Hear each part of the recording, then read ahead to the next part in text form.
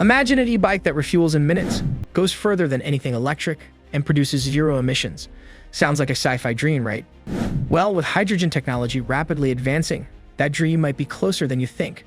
But is it truly the future of two-wheeled transport, or just another overhyped gimmick? We're diving deep into the 2025 reality of hydrogen e-bikes. But before starting the video, be sure to smash the like button and subscribe to never miss out on any of our videos. Beyond the battery, the allure of hydrogen. For over a decade, battery-powered e-bikes have dominated the market, transforming cycling from a sweat-driven commute into an accessible, efficient, and eco-friendly mode of transport. Yet, as good as lithium-ion batteries have become, they still carry a few unavoidable weaknesses: limited range, long charging times, and gradual degradation. Enter hydrogen, the technology long heralded as the fuel of the future. If you remember the buzz around hydrogen cars in the early 2000s, you'll know that this isn't a brand new idea. Back then, hydrogen promised quick refueling, long ranges, and nothing but water vapor coming out of the tailpipe. Now imagine shrinking that vision down to a two-wheeled machine, a hydrogen-powered e-bike. The concept is seductively simple. Instead of waiting hours to recharge a lithium-ion battery, you pull up to a hydrogen station, swap or refill your fuel cell cartridge in minutes, and be back on the road, with a range that potentially outstrips today's best e-bikes. The dream is instant refuel, extended range, and zero emissions. On paper, it sounds flawless. But as history has shown us, dreams and reality often collide in messy ways. 2025, where are we now? So, what's the actual state of hydrogen e-bikes in 2025? While hydrogen cars like Toyota's Mirai or Hyundai's Nexo are still fighting for mainstream adoption, hydrogen e-bikes have quietly entered the scene. A handful of prototypes and limited production models are out there, mostly in Europe and parts of Asia. These include innovations from companies experimenting with portable hydrogen cartridges.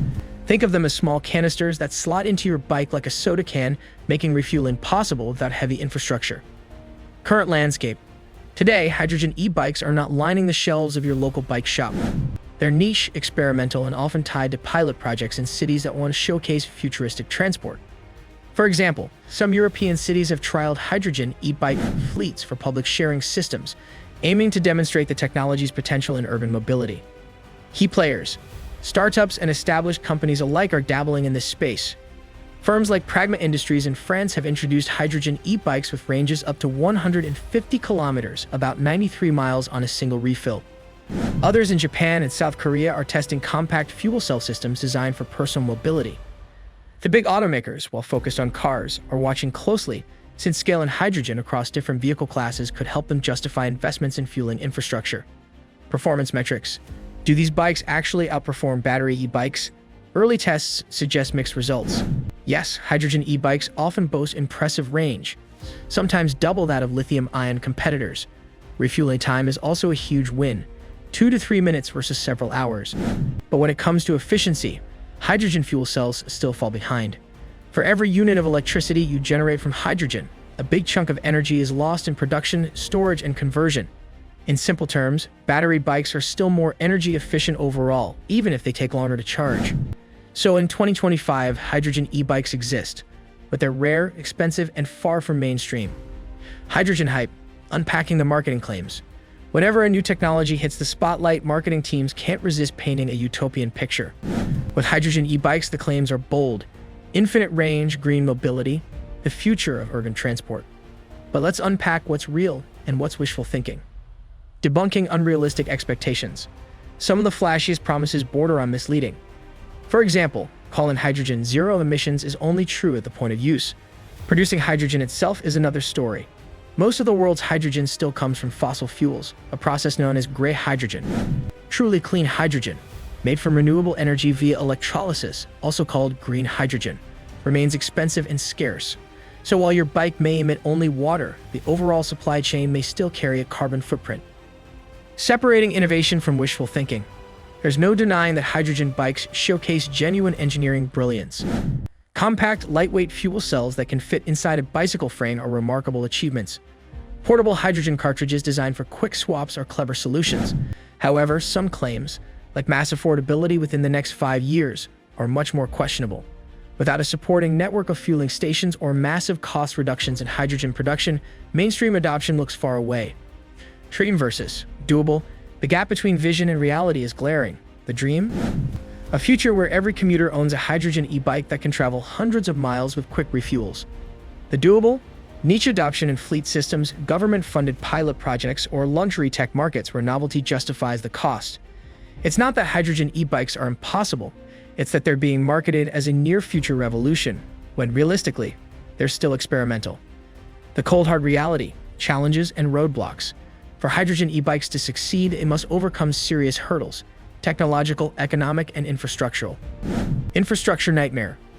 Where do you even get hydrogen fuel for your bike in 2025? Outside a handful of stations in Japan, South Korea, California, and parts of Europe, the hydrogen fueling network is practically non-existent. Even the few hydrogen e-bikes on the market rely on small, proprietary cartridges shipped directly from the manufacturer. That's not exactly a scalable solution for millions of users. Without a reliable, widespread hydrogen supply chain, adoption will stall. Cost of entry and ownership. Hydrogen e-bikes are expensive. While a decent battery e-bike might set you back $1,500 to $3,000, hydrogen e-bikes can cost upwards of $6,000 to $10,000. And that's just the purchase price. Refueling hydrogen isn't cheap either. Per mile, hydrogen often costs more than charging an electric bike battery. Until hydrogen production becomes cheaper and distribution scales up, the economics just don't work for the average consumer. Safety and regulation concerns. Hydrogen is a tricky gas. It's highly flammable, requires careful storage, and raises valid safety concerns. While modern fuel cells are designed with multiple layers of protection, regulators are understandably cautious about approving hydrogen systems for widespread consumer use. Imagine tens of thousands of riders storing pressurized hydrogen canisters in their apartments. That scenario makes safety authorities pause. All these factors combine to create a reality that's far less glamorous than the marketing hype. Hydrogen e-bikes are fascinating prototypes and valuable experiments, but the road to mainstream adoption is long, costly, and uncertain. The road ahead, future possibilities. Despite the challenges, hydrogen e-bikes aren't going away. With governments investing heavily in hydrogen infrastructure and green hydrogen production costs expected to fall, the technology could look very different by 2030. Imagine a world where cartridge swap stations are as common as coffee shops, and where hydrogen bikes rival cars for urban mobility. That vision may sound ambitious, but remember, 10 years ago, battery e-bikes were considered a niche luxury too. The next decade will determine whether hydrogen bikes become a true transport revolution or remain a fascinating experiment.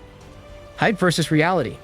So, are hydrogen e-bikes the future of cycling, or just another flashy tech gimmick? The answer lies somewhere in between. On one hand, hydrogen offers undeniable advantages: lightning-fast refueling, longer ranges, and the promise of zero tailpipe emissions. On the other, the technology faces massive hurdles in infrastructure, cost, and practicality. In 2025, hydrogen e-bikes remain a niche curiosity, not a mainstream revolution. If you're a city planner or a tech enthusiast with deep pockets, a hydrogen e-bike might feel like owning a piece of the future. But for the everyday commuter, battery e-bikes still reign supreme. They're cheaper, more efficient, and supported by existing charging infrastructure. In the end, hydrogen e-bikes remind us of a larger truth about innovation.